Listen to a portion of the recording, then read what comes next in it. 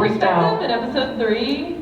This is becoming such a ramble about Xenosaga panel instead of a let's talk about it, being really informative and put together. But I kind of like rambling panels better. Hopefully the rest of you guys do. I'm trying to go by what I like in panels.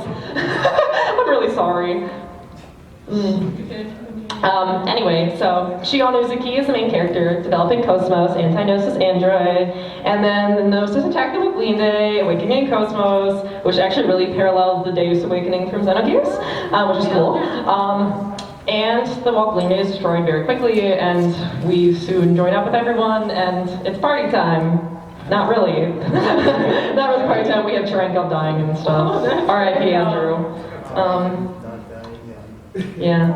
Shion! Who's were you fangirl? This is the part where cheer!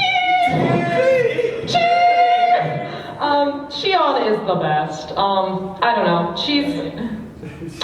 She's just amazing. I don't know. I'm completely at a loss of words. I just really love Shion. I should put this over here so you can see it too, John. You don't know what you're looking at. I'm sorry. Shion is the best. So yeah. I think that she's truly one of the most realistic and well-written characters of the decade.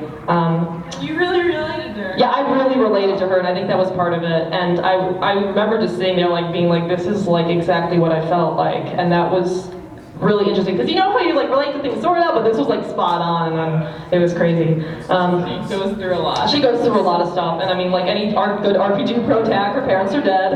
I mean, that's kind of a thing, and she watched them both die. Gotta put it back! So that's kind of a thing, and damn you and Cephalon. Damn you and Cephalon. Yes, indeed. Whoops. Yeah, we go into it's not a Xenosaga game, so you go through the Melchian conflict again. Basically, you go through it in every game. Master 3 is the Melchian. I really like how they do that though, because they put you through it from the beginning to the end, from the civilian point of view, and it's terrifying. It's terrifying. Think about what's below when you're fighting. Oh God! Anyhow, Shion is perfect, and she's she had a thing with Kevin, and Kevin died, so she's the chief of making Cosmos, her girlfriends. I mean, what? That's our official title. Basically, they're basically married. Ship it all. Seems like You shit. can't tell. Yeah, well, I don't ship anything. What are you talking about? I don't know if you guys are on Tumblr, but if you have seen that Space Lesbians game going around, that is my fault. That is me. That is all me. But yeah, she's really, really great, especially because through the course of the games, you watch her go from being initially, you see her as very optimistic and friendly, and you see little parts in episode 1 where she kind of breaks that, where she's especially when Drenkov dies, and she's all of a sudden freaking out. And then in each game, it kind of subsequently goes away until in episode 3 you see her raw underneath self, where she's just this completely tortured, depressed soul who is completely lost and miserable, and she goes through so much, and it's presented in such a way that feels like it's something that people would actually do in real life. And I mean, knowing myself, I felt her feels. So yeah, Cosmos! Pretty much the game's Golden Girl. More than she seems cute. Spoilers, Mary Magdalene. Protect Shion unconditionally. I want to say something just because I see this a lot nowadays, that people are Cosmos doesn't have any personality. She is a boring character. She's just there for sex appeal, and I cannot disagree more. She's so important. I mean, even from obviously the Mary Magdalene stuff in episode 3 is a big thing, but even from episode 1, you have her being snarky, disobeying, no, I don't think so, you know? And planning to smash the window on Elsa, and stuff like that. Cosmos always had a thing. And I really like watching, android characters learn about the world and stuff, and I kind of got a bit of that with Cosmos, and her relationship with Shion is obviously very important. Whether or not you ship it, I mean, that's obviously a thing that's important. I might have a small bias towards that, which the next slide will definitely reveal. I'm trash. Yeah. All right, let's just get that over with. This game is really gay. This game is really gay. This isn't just fan service though. There's legitimate things. Ziggy swimsuit. Ziggy swimsuit.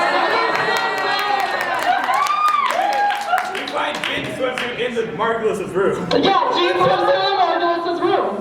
But I don't know if you guys run around and talk to all the NPCs, but if you do, you can find out that Tony ran off with a man at some point. And Gaiden has a boyfriend. So, Luther the sacred Luther the sacred NPC. Gaiden has a boyfriend, Tony ran off with a man. And then these girls, these beautiful girls. and their path. I know that I'm probably going to get yelled at because people are like, you're pushing your ship, because I've already been yelled up online for this, but there's canon stuff, guys. Just going to point back to the scene where Alan confesses his love, because Cosmos actually does the same in that scene, and I didn't even remember until we replayed it, and I was like, wait, that happened? So, that's important. And I mean, think about it like this. If they were a boy and a girl, would you think they're canon? You probably would. Think about that. So.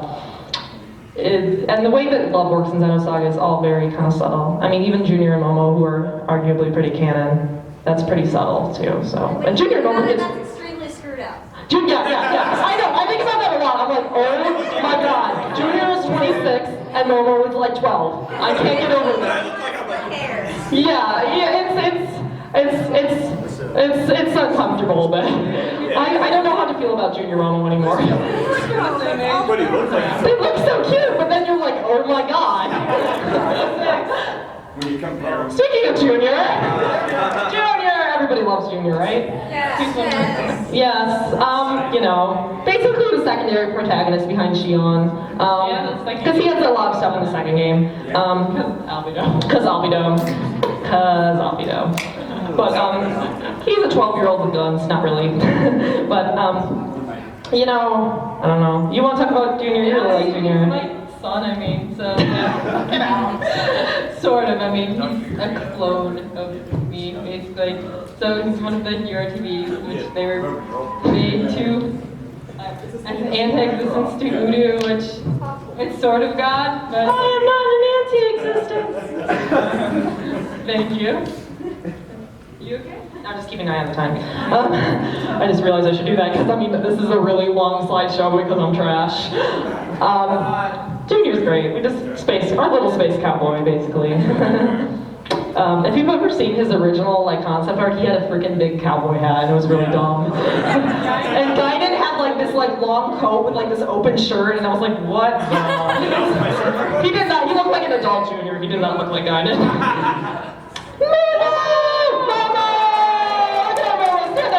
Show everyone how beautiful you are. Yay! Momo is basically the biggest badass in the game. And they kind of slowly bring that out more and more in the subsequent games until in the last one she's like jumps and saves Junior from the the Asher thing. And throws swordfish and runs up and punches the enemy. And driving episode 2 and the blood dancer thing. And she's That's like important. weirdly more powerful in the beginning of 2 Yeah. than everyone else. Right? Yeah, she's like, I like everyone. It's like, oh my god.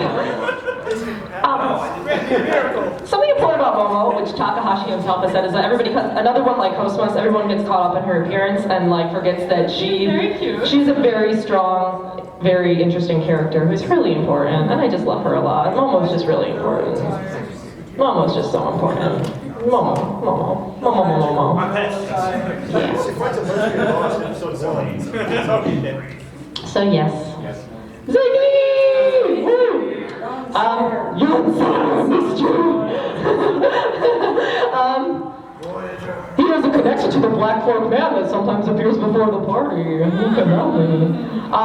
Ziggy, is one of those characters that I think a lot of people did not like at first. They're like, oh, he seems kind of boring, and then With all his backstories and and then you read Pied Piper and you're like, oh my god. Pied Piper is pretty much the central thing of him, and him and his like fatherly relationship with Momo is also a thing that's important. Yeah, even Sharon's amazing. Sharon Rosas. Sharon Rosas. Yeah, saving lives by day, getting booty by night. Basically. But I love this because he has only one outfit, one canon outfit, not including swimsuits. So.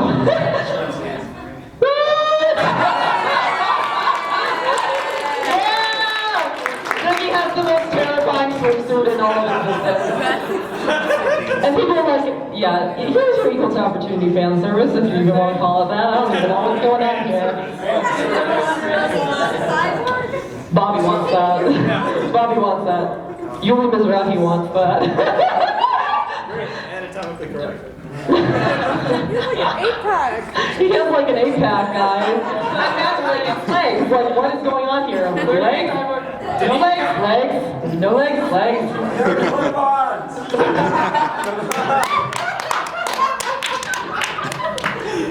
Dreamy Bonnie changed her hair color instantly, so why can't Ziggy change his legs instantly? It's the future. Probably, it's a little more interesting. A little more interesting than its Xbox one, at least. Yeah. So, with that scar in your minds, with great power, great booty shorts. It's Space Jesus.